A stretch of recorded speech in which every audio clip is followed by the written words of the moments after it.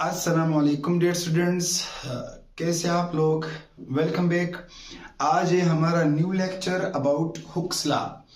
हम क्लास 10 के chapter wise series से वीडियोस इंशाल्लाह अपलोड करेंगे स्टूडेंट्स के लिए, और क्योंकि कमेंट किया था कि आप क्लास 10 स्टार्ट करें, तो इसलिए हम step by step, chapter by chapter, topic by topic आगे इंशाल्लाह सीरीज से चलेंगे। और इंशाल्लाह हम फर्स्ट ईयर सेकेंड भी अपलोड करेंगे। कुछ मसरूफियत की वजह से वीडियोस अपलोड नहीं कर सका, तो इंशाल्लाह कोशिश करेंगे कि अभी हम रेगुलर तरीके से वीडियोस को अपलोड करेंगे और आप देखते रहे और सपोर्ट करते रहे। आज 10 का जो पहला चैप्टर है वो है simple harmonic motion and waves. अब हम इस चैप्टर में इन दो टॉपिक्स के ऊपर बात करेंगे। तो इसका जो पहला टॉपिक है वो है सिंपल हार्मोनिक मोशन, SHM। क्या? SHM, simple harmonic motion means SHM। अब SHM को समझने से पहले हमें आना चाहिए हुक्स लॉ, क्योंकि इस टॉपिक के अंदर हमें हुक्स लॉ की जरूरत पड़ेगी। तो इसलिए हम कोशिश करते हैं कि पहले हुक्स लॉ पढ़ा दें, इसके बाद हम कोशिश करेंगे कि सिंपल तरीके से आपको SHM पढ़ा दें। तो अब स्टार्ट करते हैं Hooke's law. Hooks law is very simple. सिर्फ इस टॉपिक को समझने के लिए मैं आपको हुक्स लॉ पढ़ा रहा हूं। वैसे तो आपने इसको क्लास 9 चैप्टर नंबर 7 या 6 में पढ़ा, इसको 7 में पढ़ा, यस। तो फिर भी हम कोशिश करते हैं कि इस टॉपिक के मुताबिक ये हुक्स लॉ आपको समझा दें। अब हुक्स लॉ क्या बोलते हैं समझते हुए, ये एक सपोर्ट है। सपोज ये एक वॉल है, this is a support wall, rigid support. ये एक स्प्रिंग है, इस स्प्रिंग का एक सिरा इस वॉल के साथ अटैच है और दूसरे सिरे के ऊपर हमने मास को अटैच किया। अब फिलहाल कुछ भी नहीं है, स्प्रिंग सपोज एक टेबल पर पड़ा है, लाइक दिस लिट गेक टेबल है, ये मास इसके ऊपर पड़ा है। अब ये टेबल लिट फ्रिक्शनलेस टेबल है। अभी इंशाल्लाह जब आप ये आएगा तो हम इसके बारे में सब कुछ, टेबल कैसा है, क्यों है, सब बता देंगे। फिलहाल यहां पर नो फोर्स कुछ भी नहीं है, ये मास रेस्ट हालत पर है। और अगर कोई भी चीज रेस्ट हालत पर हो, मतलब इस पोजीशन ओ पर ये मास रेस्ट पोजीशन पर है, तो हम इसको बोलते हैं इक्विलिब्रियम पोजीशन या मीन पोजीशन। आप लोगों को याद होगा हमने क्लास 9th में इक्विलिब्रियम पढ़ा था। If a body is at rest or moving with uniform velocity, then the body is said to be in state of equilibrium. तो ये बॉडी तो रेस्ट पर है, और अगर बॉडी रेस्ट पर है इट मींस ये बॉडी इक्विलिब्रियम में। अब रेस्ट पर बॉडी क्यों है, बॉडी इक्विलिब्रियम में क्यों है? और आपको याद होगा इक्विलिब्रियम का एक ही कंडीशन हमने पढ़ा था, वैसे तो दो कंडीशंस थे। हमने फोकस किया था कि अगर कहीं पर बॉडी पर लगने वाला नेट फोर्स 0 है और वहां पर एक्सेलरेशन नेट 0 हो, तब बॉडी स्टेट ऑफ इक्विलिब्रियम में है। इट मींस इस पॉइंट पर इस मास के ऊपर लगने वाला नेट फोर्स क्या है? 0 है। एक्सेलरेशन क्या है? नेट फोर्स 0, फोर्स ही 0 नहीं है। तो देखते हैं इस बॉडी के ऊपर सबसे पहले नीचे की तरफ एक फोर्स लग रहा है जिसको हम वेट बोलते हैं। क्या? वेट। जमीन इसको अपनी तरफ खींच रही है, वेट। और टेबल इसके ऊपर एक अपवर्ड डायरेक्शन में एक फोर्स लगा रहा है जिसको हम नॉर्मल रिएक्शन R बोलते हैं या L बोलते हैं। बाकी इस पर कोई भी फोर्स नहीं है, सिर्फ ये दो फोर्सेस है, क्योंकि बॉडी रेस्ट पर है। तो ये दो फोर्सेस एक दूसरे के बराबर है, ये एक दूसरे को कैंसिल करेगा। तो जब कैंसिल तो नेट फोर्स क्या आ गया? 0। इसलिए बॉडी किस हालत में? इक्विलिब्रियम या मीन पोजीशन, रेस्ट हालत में। अब अगर आप इस मास के ऊपर एक फोर्स इस तरफ लगा दें, तो let we apply this force, let now we apply this force. Clear? तो जब आप इसके ऊपर फोर्स लगाओगे तो क्या ये स्प्रिंग स्ट्रेच नहीं होगा? क्या इस स्प्रिंग के अंदर स्ट्रेचिंग प्रोड्यूस नहीं होगा? Because the spring will be stretched, you are applying force and this end is fixed. तो कुछ देर बाद ये स्प्रिंग इस तरह हो जाएगा। The spring will elongate, will stretch, and mass suppose will come here. Let ये mass आ गया यहां तक। पहले मास किधर था? पहले तो मास इधर था, यहां पर था। This was the original position of mass. जिसको हमने ओ बताया था आपको। अब मास किधर आ गया, लेट मास आ गया पॉइंट ए। क्यों आ गया, क्योंकि आप फोर्स अप्लाई कर रहे हो इस डायरेक्शन में। अब ये फोर्स आप अप्लाई कर रहे हो तो इसलिए हम इसको बोलते हैं अप्लाइड फोर्स। कौन सा फोर्स है, अप्लाइड फोर्स है, और ये एक्सटर्नल फोर्स है। अप्लाइड फोर्स है और एक्सटर्नल है। तो आपने मास के ऊपर F फोर्स लगाया और मास यहां से यहां आ गया, स्प्रिंग के अंदर एलोंगेशन प्रोड्यूस हो गया, और ये एलोंगेशन अगर पॉइंट ए ओ से आप ए तक आ गए तो क्या यहां पर डिस्प्लेसमेंट प्रोड्यूस नहीं होगा, क्योंकि मास ने अपने पोजीशन से डिस्प्लेस किया, किधर आ गया, पॉइंट ए तक आ गया। तो हम इसको क्या बोलते हैं, हम इसको डिस्प्लेसमेंट बोलते हैं। तो एक्चुअल में हुक साहब ने इस फोर्स और एक्स के दरमियान रिलेशन बताया था, यानी हुक्स लॉ में क्या बोलती है, ये relation between force and displacement है। Hooke's law is nothing but relation between force and displacement. अच्छा, अब मैं आपसे पूछ रहा हूं, अगर मैं इस फोर्स को इंक्रीज करूं, ज्यादा करूं और फोर्स लगा दूं, तो क्या एक्स कम होगा या ज्यादा? तो क्या मास अपने पोजीशन से कम आगे जाएगा या ज्यादा? बोल। अगर मैं इस फोर्स को ज्यादा अप्लाई करूं, चलिए पहले कम अप्लाई करूं, अगर मैं इस फोर्स को कम अप्लाई करूं, कम, तो बताए क्या एक ज्यादा होगा कम होगा? भाई एक्स का जो मेन वजह है वो फोर्स है। अगर फोर्स कम तो एक्स कम, अगर फोर्स ज्यादा तो मतलब अगर आप फोर्स ज्यादा अप्लाई कर रहे हो तो एक्स ज्यादा होगा, फोर्स कम अप्लाई कर रहे हो तो एक्स, यानी अकॉर्डिंग टू दिस लॉ, दिखाई दे रहे हैं यहां तक, according to, yes, according to, एक minute, according to this law, according to this law, displacement produced is directly proportional to the applied या simply force। मतलब अगर आप फोर्स ज्यादा अप्लाई करोगे तो x ज्यादा होगा, फोर्स कम अप्लाई करोगे तो x कम। लेकिन कब तक? अगर मैं फोर्स को इंक्रीज करता जाऊं तो एक वक्त आएगा कि स्प्रिंग आएगा, बस भाई, I will be broken.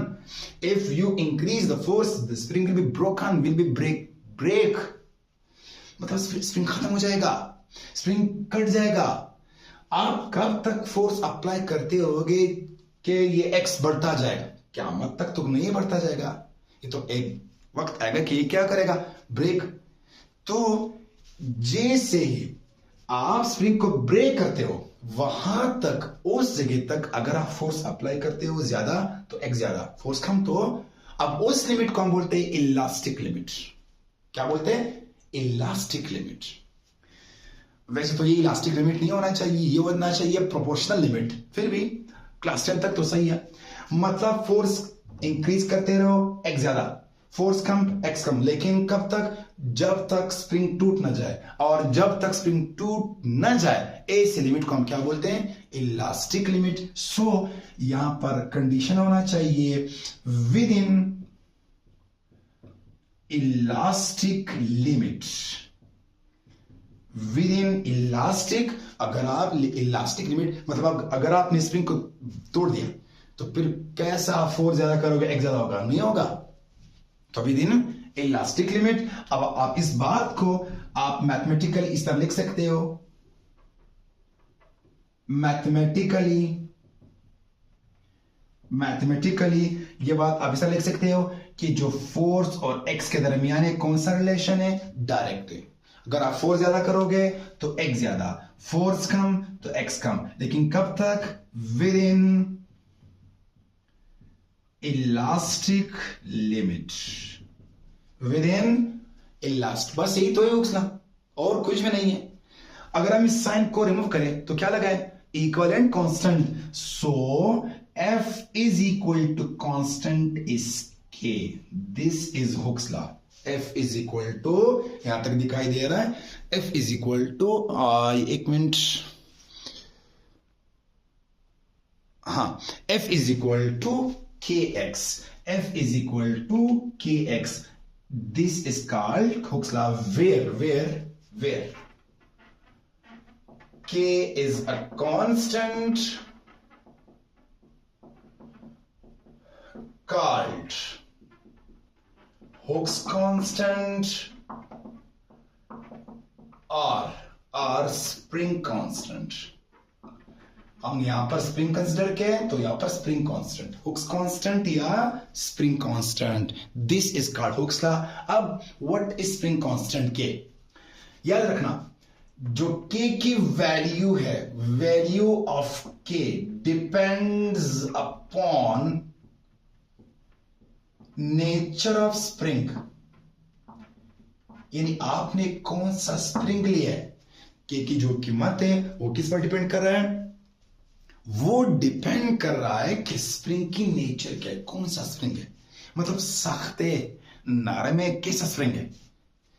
वैसे तो के की जो कीमत है डिफरेंट फैक्ट्स पर डिपेंड कर रहा है.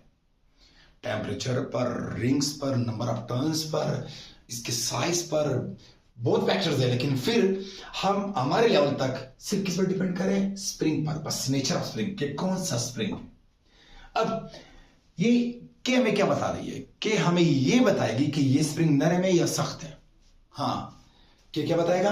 ये स्प्रिंग नरम है या सख्त है. अब के को डिफाइन कैसे करते हैं? के को डिफाइन कैसे करते हैं? के को डिफाइन कैसे करते हैं? यहां पर डिफाइन करते हैं के को. एक minute, may I erase this. I will write it here. This is applied force. Okay. अब K को डिफाइन करते हैं. K को डिफाइन करते हैं. What is K? What is K? मैंने आपसे क्या बताया? K will tell nature of spring. K spring की नेचर बता रही है कि ये स्प्रिंग नरम है या सख्त है. यानी tells nature of spring. लेकिन ये डेफिनेशन नहीं है इसका. सो डेफिनेशन क्या है?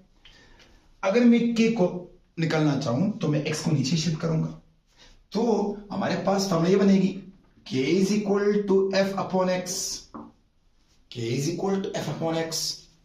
यानी ratio between force to displacement. Ratio between force to displacement is called spring constant. Yes, यही डेफिनेशन है. Ratio between force to displacement is called, यानी K is equal to F upon X. यानी K is equal to F upon, इससे क्या मुराद है, क्या बता रहे हैं हमें के? F सुन ले भाई, लेट हमने फोर्स अप्लाई किया तो जो एक्स प्रोड्यूस हो गया, फर्ज करे वो 1 मीटर है. मतलब आपने स्प्रिंग के ऊपर फोर्स अप्लाई की, तो स्प्रिंग इलोंगेट कितना? 1 मीटर. यहां पर पुट करें. So K is equal to F upon 1, यानी K is equal to F. ये के क्या है? के हमें ये बता रही है कि अगर आपने किसी स्प्रिंग के अंदर 1 मीटर इलोंगेशन प्रोड्यूस करना है तो आपको कितना फोर्स लगाना पड़ेगा. क्या हमें क्या बता रहे हैं? क्या tells us that if you want to produce 1 metre elongation in a spring, then how much force you should apply. यानी K is the force. K is the force. Which force? Required to produce 1 meter elongation in the spring. क्या बताया? Spring के nature पर depend कर रहा है. अगर spring सख्त है तो आपको 1 मीटर elongation प्रोड्यूस करने के लिए ज्यादा फोर्स, के वैल्यू ज्यादा है, सख्त है. अगर स्प्रिंग नरम है तो K is less. It means 1 metre displacement, 1 metre elongation को प्रोड्यूस करने के लिए आपको कम फोर्स अप्लाई करना पड़ेगा. इनके वो फोर्स है कौन सा? जो किसी स्प्रिंग के अंदर 1 मीटर इलांगेशन को प्रोड्यूस करने के लिए आप अप्लाई कर रहे हो, वही तो क्या है. अगर के ज्यादा तो आपको ज्यादा फोर्स लगाना पड़ेगा, के कम तो कम फोर्स। ये तो बताया है नेचर ऑफ स्प्रिंग, सख्त या नरम है। Different springs have different value of के। अच्छा, इसका यूनिट क्या होगा? Unit, what will be unit of के? आप इसे निकाल सकते हैं। ऊपर फोर्स है तो न्यूटन, नीचे एक्स डिस्प्लेसमेंट इलॉन्गेशन है तो मीटर, तो ये ऊपर आकर न्यूटन पर मीटर, न्यूटन पर मीटर। ये था हमारा हुक्स लॉ, हमारे लेवल के मुताबिक। इंशाल्लाह इसी लॉ को यूज करते हुए हम सिंपल हार्मोनिक मोशन को डिस्कस करेंगे, सिंपल हार्मोनिक मोशन। तब तक के लिए अल्लाह हाफिज, अपनी दुआओं में याद रखना।